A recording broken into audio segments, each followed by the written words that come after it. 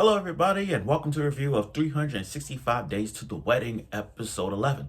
Now, normally today is time to talk about the last episode of 2.5, Dimensional Seduction, but I'm going to do that tomorrow when I got time. So, probably this weekend. But I want to talk about 365 Days to the Wedding before I head to work. So, these last episodes has always been cliffhangers after cliffhangers, moments of Takuya and Rika's relationship, understanding what it is to be married, understanding the importance of what is love, understanding the importance of, development and everything else, just to get that quality vibe as to what this adult rom-com of a Kaguya-sama rent-a-girlfriend vibe combined into one huge adult rom-com thing. I mean, with the fake marriages and pretending nothing ever happened. Again, we're living in a world of a rent-a-girlfriend Kaguya-sama adult rom-com vibe, full with cliffhangers. Last week was a cliffhanger with the boss trying to figure out what Taki and Rika's relationship as to what's going on. I mean, they kissed, they find things in common, they like things they like to do, this and don't, and that's okay. That's great.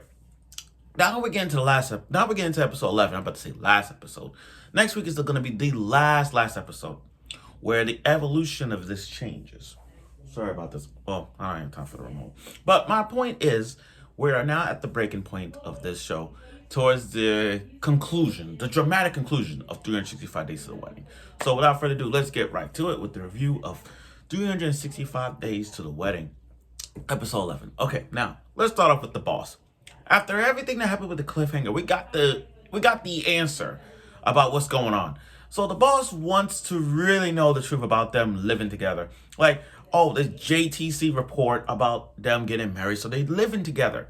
So now, this is the start of their developing as when they're fake marriage, living in separate houses. Now they want to see them living together. They want proof, like literally see them living together. Now, it's kind of funny. It's like a roommate.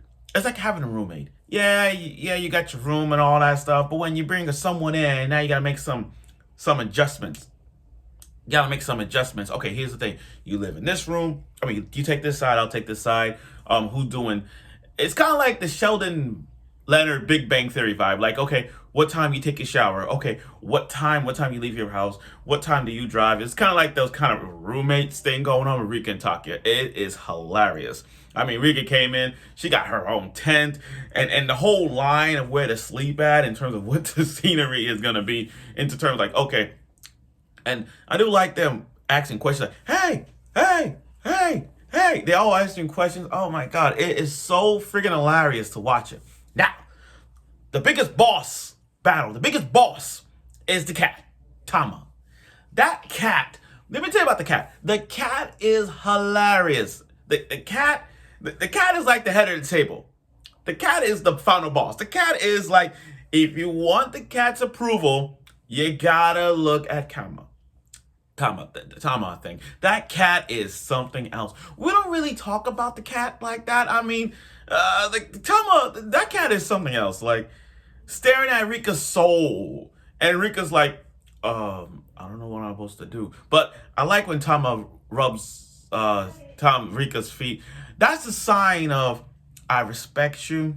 You have my deepest gratitude. You have my deepest respect. I like you. I like that's the sign. That's the sign of Tama liking Rika. So yeah, points goes to that. Now, them living together is so funny. Like the way how they organize, how they always got embarrassed as to where to live at. Like, okay, I'll take this side of the room, this side. And they're always so fascinated with the whole bathroom situation. Look, plan ahead. Plan your schedule for the bathrooms. Plan the schedule. That's all you got to do. Just plan it out. I mean, Tama the cat got his own room right there. He got in the corner. He got his corner. He even got a closet. Like, come on, he owns a closet. How easy is that? Well, he's a cat. But again, Rika and Takuya's living arrangement has been kind of funny. Them deciding which angle is to use the bathroom or clock arrangement is hilarious. It's like a roommate. So now they go out because those public baths, because the bathroom situation, they don't want to get like cornerstone with it. So again, the bathroom situation wise, so they're like, okay, let's go to the convenience store, let's buy dinner, let's go to hot spring bath, all that, those kind of things. Then when they got home, from bath time, they got the heat pressure on. Like they scared us. Like I'm not surprised that they were not gonna do it. Like I'm not surprised they're not gonna do it. I'm surprised they're not gonna kiss because this is just an experiment. This is just an experiment. So seeing Takuya just sleeping on the bed and Rika sleeping on the tent. It's not like one gonna go into a tent or one go into a bed to sleep next to each other. It takes time. Rom-coms is patience. You gotta be patient. For these episodes, you gotta be patient. So yeah, we got patience. I mean, Rent the Girlfriends with a whole lot with them having a kid. With Kazuya and Chizu, which by the way, confirmed by the way. Be patient when it comes to rom-coms. Don't rush perfection. So again, I do that heat thing, saying so hot, they got some clear air out there. But at the end of that scene, where Rika and Takuya looked outside the balcony and they said, maybe getting married ain't the bad idea.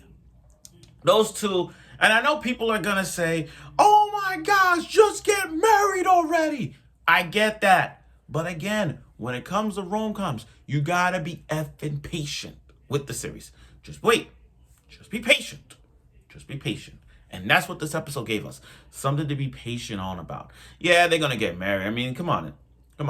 Once they realize their feelings for each other, it's that time in the month, it's that time of the year where after everything that's going down within this year frame of 365 days, again, within a year, they finally see a connection with these two. And that's what this is. They're going to get married. So they're going to get married. I got a feeling they are. They're going to get married. And I want to figure out, as we get to the end, I got to know, who is the mastermind behind the questions? Who is the mastermind that telling them secrets and telling this and that? Who is spreading the word? We haven't got that jigsaw thing. Who is the jigsaw? Who is the mastermind behind the secrets telling them this and that? I got to know. I really, really want to know who it was. But we'll find out later. I hope the last episode will get the answer. But overall, though, this was a very, I won't say bad episode or good. This is more like one of those development episodes, good development episode between Rika and Takuya's relationship. They went from fake marriage to pretending to seeing each other's parents to first kiss and now living together. See how the rise of their development goes from there. And now next week is the last episode of it. So let's see where Takuya and Rika's relationship goes. And pretty soon they're going to get married. We'll see. So I look forward for next week's episode of it, and I'm sure you will.